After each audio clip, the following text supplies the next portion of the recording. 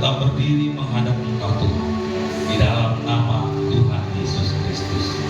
Urapi hamba-Mu, bukan berkat atas bibir lidah hamba-Mu Tuhan, tapi firman-Mu menjadi jawaban dan kekuatan dalam hidup kami.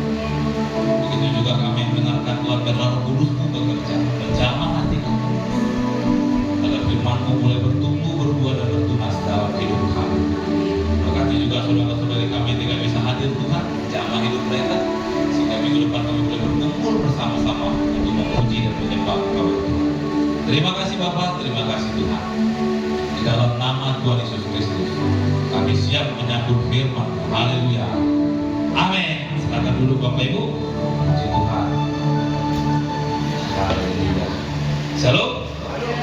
Selamat hari Minggu bagi kita semua. Puji Tuhan. Nggak ada di sekolah minggu cuma satu gratisnya ya.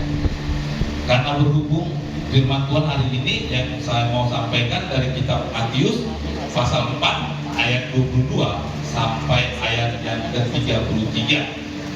Matius pasal 14 ayat 22 sampai ayat yang ke-33. Puji Tuhan, firman Tuhan hari ini saya beri tema teguh di dalam Tuhan. Kenapa saya katakan teguh di dalam Tuhan? Entah mengapa dalam beberapa hari ini kayaknya Tuhan mau taruh ayat ini dalam hati. Karena kadang-kadang entah mengapa saya diingatkan Tuhan kembali untuk tetap berpegang teguh kepada Tuhan. Kenapa dikatakan begitu? Banyak tantangan yang kita hadapi. Ada banyak orang tinggalkan Tuhan karena ketika menghadapi kehidupan. Tapi ada juga yang akan meninggalkan Tuhan ketika kita diberkati. Jadi dua-duanya punya postur dan dua-duanya punya gaya untuk bisa kita meninggalkan Tuhan. Tapi makanya hari ini kalau kita belajar dari kehidupan ini tentang Yesus berjalan di atas air. Saya akan bacakan kepada kita semua ayat 22-nya. Sesudah itu Yesus segera memerintahkan murid-muridnya naik ke perahu dan mendahulinya ke seberang. Sementara itu dia menyuruh orang banyak pulang. Ayat 23. Dan setelah orang banyak itu disuruhnya pulang, Yesus naik ke atas bukit untuk berdoa seorang diri.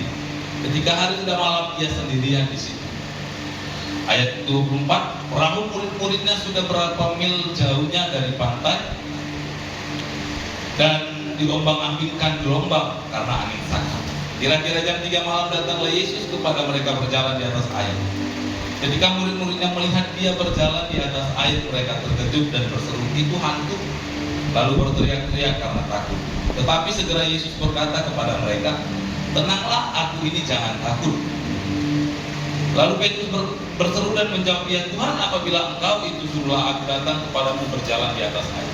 Kata Yesus, "Datanglah." Maka Petrus turun dari perahu dan berjalan di atas air dan mendapatkan Yesus. Tetapi ketika dirasanya tiupan angin, takutlah ia dan mulai tenggelamlah. Lalu berteriak, "Tuhan, tolonglah aku." Segera Yesus mengulurkan tangannya memegang dia dan berkata, "Hai orang yang kurang percaya, mengapakah engkau bimbang?" Lalu mereka naik ke perahu dan angin pun reda. Dan orang-orang yang ada di sana menyembah dia, katanya, "Sesungguhnya engkau anak Allah." Firman Tuhan hari ini saya beri tema tentang fokus di dalam Tuhan. Kenapa saya bilang fokus di dalam Tuhan atau teguh di dalam Tuhan? Ada satu kisah di sini tentang murid-murid Yesus yang sedang berada di atas perahu. Berarti dalam kehidupan kita, perahu itu gambaran kehidupan kita. Perahu murid-murid, berarti kehidupan murid-murid. Seringkali kehidupan kita diterpa masalah. Seringkali kehidupan kita diterpa oleh badai. Seringkali kehidupan kita diterpa dengan berkat. Tapi yang jadi pertanyaannya satu, apakah kita tetap mengasihi Tuhan? Orang baik banyak. Kitab Amsal berkata orang baik banyak, tapi Tuhan mau cari orang yang setia. Orang setia berarti gambaran yang siap menghadapi apapun. Kenapa seringkali berkat Tuhan tidak sampai kepada kita? Karena kita seringkali lihat manusia. Makanya dikatakan di ayat 29, kata Yesus, coba bang, ayat 29-nya, kata Yesus, "Datanglah." Maka Petrus turun dari perahu dan berjalan di atas air mendapatkan Yesus.